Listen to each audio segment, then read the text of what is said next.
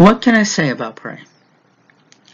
Well, first off, when I looked at the cover, I was thinking it was going to be a survival horror game. Boy, was I wrong. You definitely cannot judge a game by its cover. I wasn't really interested in Prey until I was listening to an interview with Warren Spector. Warren Spector is the creator of Deus Ex, which is one of my favorite games of all time. And he actually wanted to play Prey because some of his developers that he worked with in Looking Glass Studios, System Shock 2, System Shock, Thief, and some of the Ultima series, it was part of his group that were trying to create more interactions and more different ways of making a game be almost real in a certain kind of way. And even some of those developers may have also been part of Deus Ex.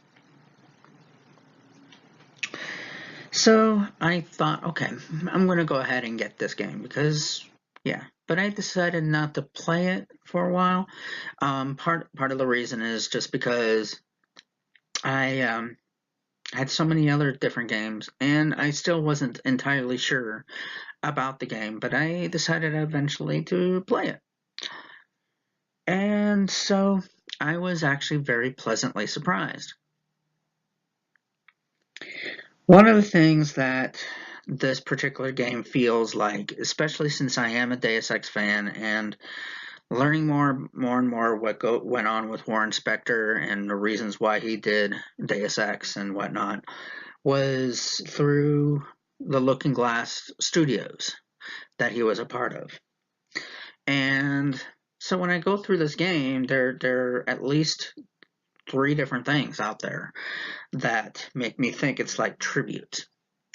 The first one is when you get into your office the first time, you find out your door code is 451. Now, it is interesting that for Looking Glass Studios and also after Looking Glass, a variety of games with those same developers, just like Deus Ex, have used 451 as either a door code or like an apartment number and things like that. And what it actually is, even though people think 451 is automatically Fahrenheit 451 for the story, this was about Looking Glass Studios' front door code was 451. So this was kind of interesting. And then I go through the door and have all the story stuff going on, and then you start watching a video. And in the video, it kind of stops, and then you find it's Looking Glass servers. And that actually made me laugh. And I kind of felt like it was starting to bring in a tribute when I saw that. But the next tribute kind of got to me too, because it was one of the reasons why Warren Spector wanted to bring in the idea of player interaction in a game. Now, obviously, there's a variety of different games that do that, but there's also games, much like Call of Duty, where they're more like story games. They're cinematic stories. In other words, you're just going through the story, you're just doing things. Yeah, sure, maybe you look for intel and little things here and there, but it's not really that much. It just doesn't really feel like it's an exploration game. It's more of a game of just going through the story and yada yada yada. So this was something that Warren felt was more important, was to be able to have that level of player interaction, which he had an experience with Dungeons and Dragons.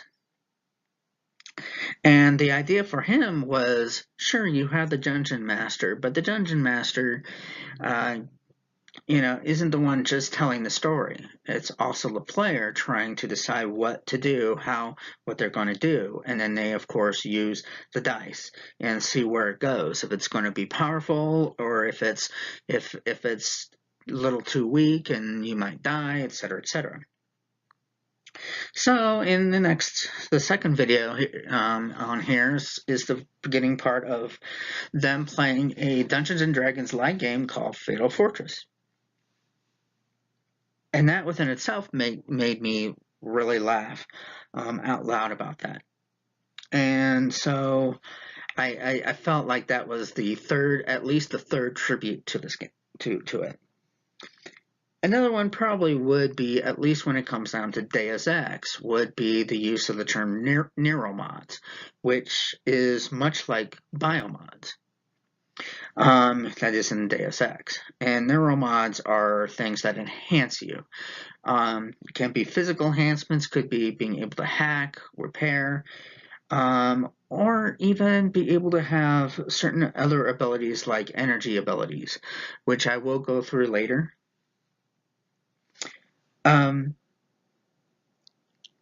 So in this game, I felt that exploration is pretty much the king in this game. In other words, it is predominantly what you will be doing. It is designed that way. Sure, it's very story driven at the same time, which is one of the reasons why I liked Deus Ex, where it's considered like a sandbox, but at the same time you're directed through the story. And so it doesn't feel like a total open world game where you can just go wherever you want to go and boom, you can make little things happen but not necessarily part of the story or anything at all. But at the same time, it's not like like a Call of Duty like game or something in the similar where you're just going to go through the story and you don't have much chances of exploring.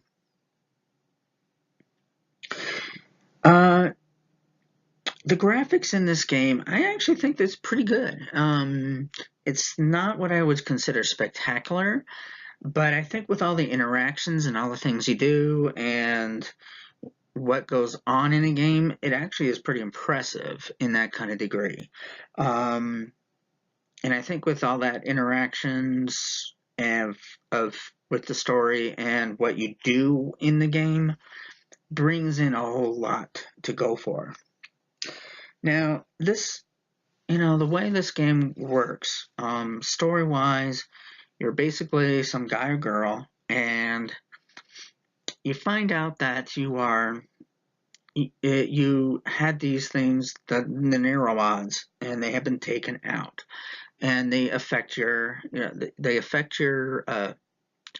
brain to the point where you forget. You actually lose your memory. And so that's what you're thinking is going on with everything, and so many different things are happening. You kind of feel like you were kind of the bad guy, and people are not so sure about you. But it turns out, you can make yourself the good guy, or you don't have to do that. Other parts of the stories too is with all the side quests that you do, there are certain ways of doing it. In Deus Ex, one of the biggest things with Deus Ex was being able to, you can hack your way, hacking through, or you might be able to lockpick, or you can destroy the door, or you can do certain other things that might actually help.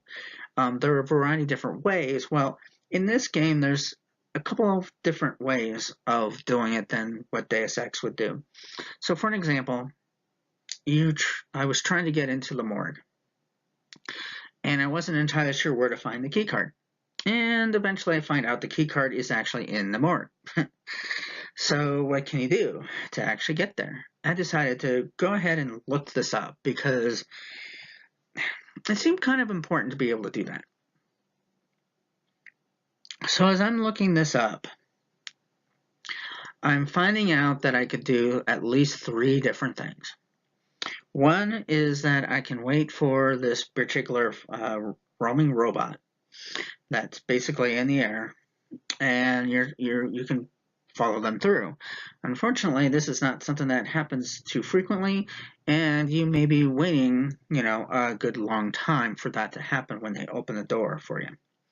The other part is you can break the glass, use something called the bowcaster, which is like a crossbow. And they have rubber-tipped arrows. And you can use the rubber tips to like turn things on, maybe even annoy people if you wanted to. At least they say that in the game. I haven't really tried that part.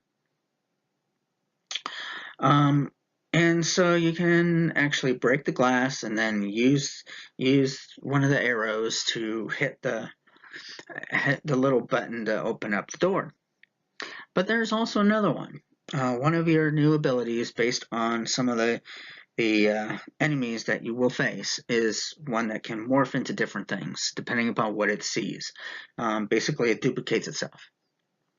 So let's say you see a coffee cup, and as you're jumping through, so that you can get through the window, you turn yourself into a coffee cup and go right through the window because you're small enough to actually go through. There's these bars that won't make you be able to go through.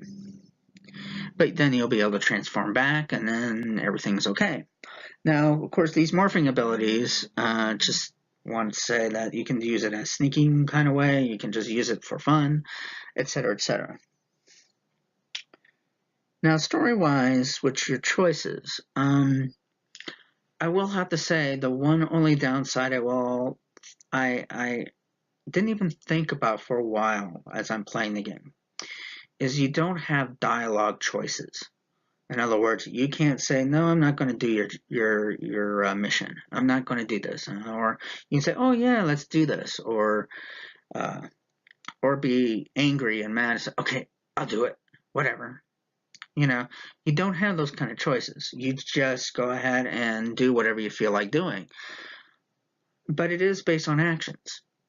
So for an example, there's at least 3 different people that you can probably save in a way, or you don't have to save them. You can actually kill them.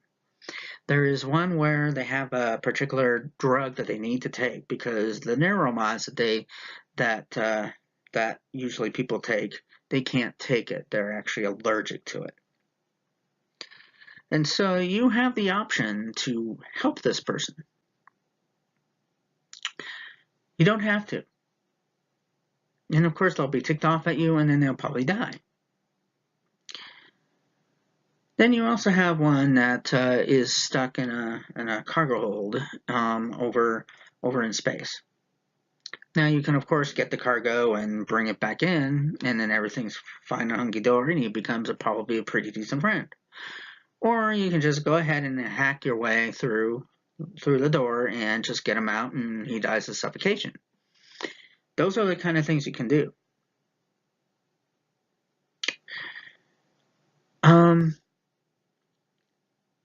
And this will actually affect the endings. And there are, at least from what I can tell, at least 3 different main endings. And then there's a variety of endings about the story part of it. I did the beginning part, I did the good part. And there even is a way where you could actually leave early in the game. You can get into an escape pod and just boom out of there.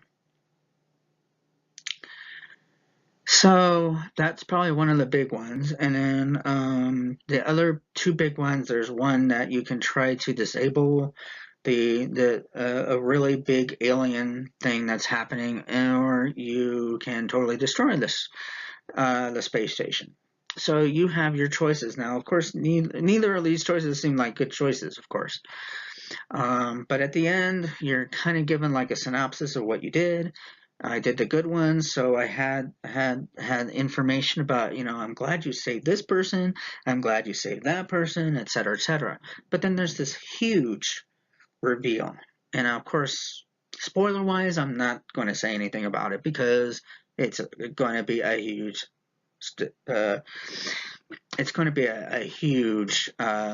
spoiler for everyone who hasn't played it. Of course, those who have played it, you can say whatever you want, but it is interesting what you can do and go through, and some people will talk to you differently depending upon what you do. So your abilities that you have, first off, you have certain physical abilities, certain other abilities that you can work on first if you want, depending upon what you do. I decided to work more on the physical at first. For an example, to be able to hack. That's actually very useful in this game. Another one is a bit about repair, although that's not as useful, but it is pretty useful. Another useful one would be it's called leverage, and what you do with leverage is that it basically is like having super strength.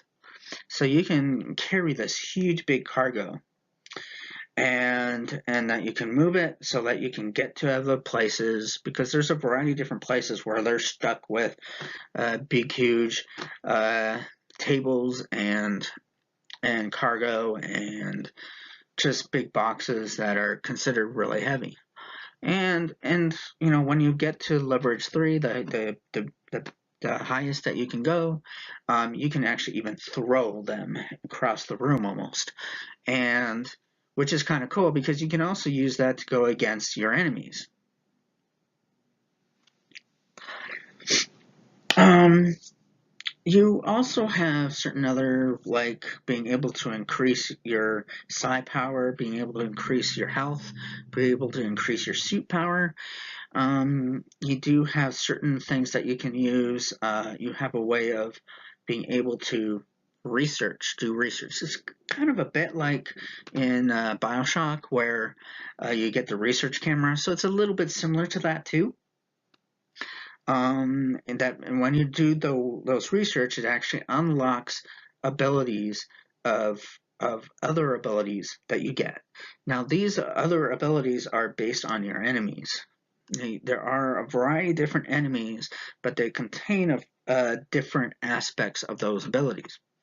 So, for an example, one of the ones you probably will be first getting is one of the mimic, and mimics are kind of like spider little things that can turn into whatever kind of what else is there, copies off of something like a mimic, and it comes out and and attacks you if you don't, if you can't sneak, which you can sneak in this game too. I haven't actually tried it because I'm not really much of a stealth person. um, so I'm kind of more of a kind of the tank kind of person who goes out there and starts battling. So, um, but it has its own levels of that.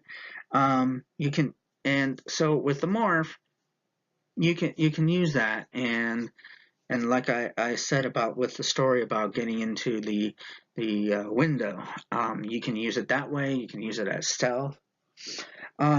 You also have other abilities with that where you can protect yourself, and you can find other ways of you can create your own phantom and things like that. Then there are enemies such as phantoms. Now, there are a variety of types of phantoms. So there's just a regular, kind of like they use force blast, which is one of the ones I use. Actually, that's my primary power that I use. But there's also the electrical kind. There's also the fire user kind. Um, and as you're researching them, you actually get them. You actually are able to eventually get them. You have to use the neuromods though to actually unlock them. Um, you also go. You also have telepathy, where you can kind of calm down people. You can also get like turrets to go more on your side, because once you get any of those particular abilities from your enemies, um, you will actually the turrets will become your enemy. So you have to hack them. So it's one of the reasons why you need to get the hack pretty early on, is so that you can make sure that they don't try to kill you, because they can. Um, and so you have those, and those are based on enemies that are telepathic. There's also one that's kind of a technopath, which is the one that would go with like turrets, that be able to control turrets. Um, There is so there's also enemy-wise. There's a Weaver, which is kind of almost fire based, but it's also, I think, radiation based. They actually send out like these cystic kind of things that go after you. They're like little balls of fire that come after you, but they're actually radioactive. And so it's one of the more nasty ones to get.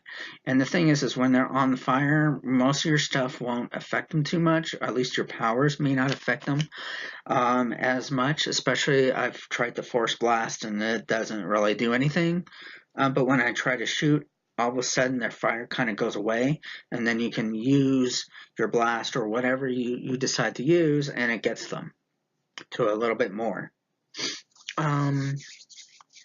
And then, of course, there's Nightmare. And this seems to happen often enough. It's really a huge, like, giant black thing that comes after you.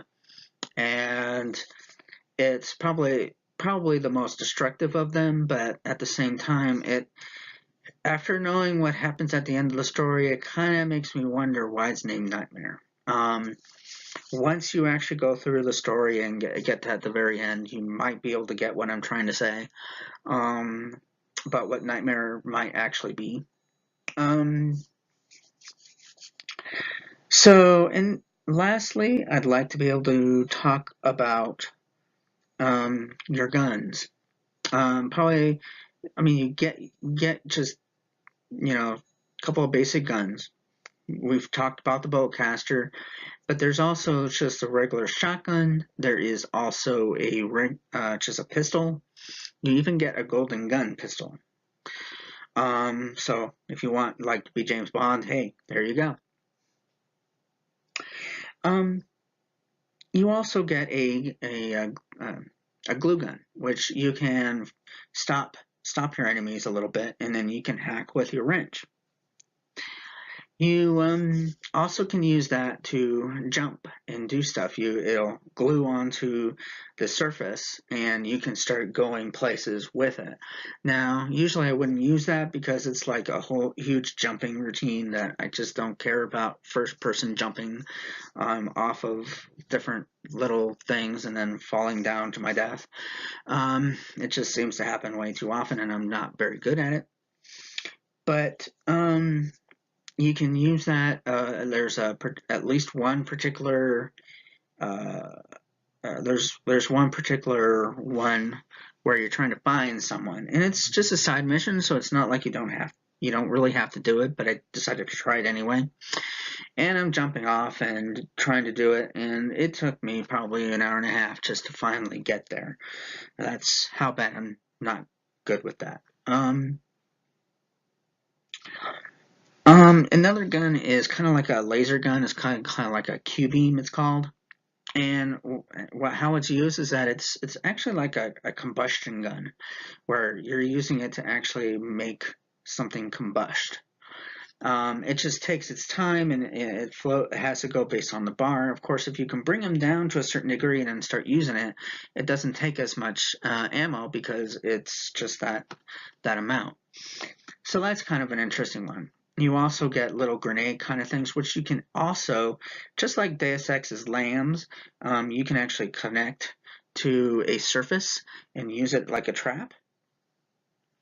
There's, some of them are kind of electrical. There's one that's recyclable where you can get some junk so that you can actually use for the fabricator, which is up next. You do get the ability to fabricate various things like your medic and also your Sci-Hypos. You can do neuromods. You can do even certain guns. If you lose a gun or something, you can actually do that. You can even upgrade guns. I will have to say that you do have the ability to upgrade.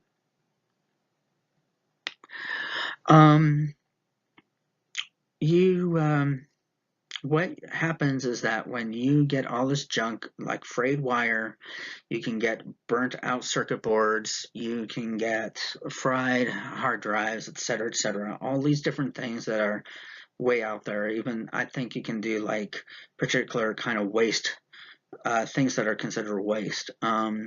There's like bio waste and things like that. And what you do is that there's a recycler, and in the recycler they change it to basically some levels of source materials, different source materials, and then you can go into the fabricator and put that through, and you can create more things. And so I do that video is on here, so you should be able to see that. Um, and those are some of the biggest things. And the fabricator is actually something I didn't realize till almost halfway through the first game that I did. Because I was wondering, why do I get this junk? What's up with this junk? And I finally figured it out.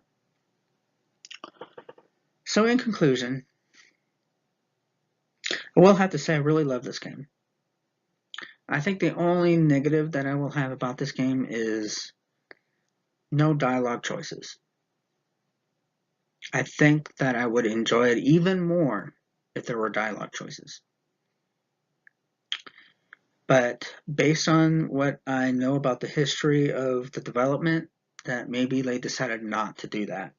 That maybe it was just a little more complicated for them. They just couldn't do it with the story. But however that was, I will have to say that I really do enjoy this game. So I give it definitely a double thumbs up. Thank you and have a great day.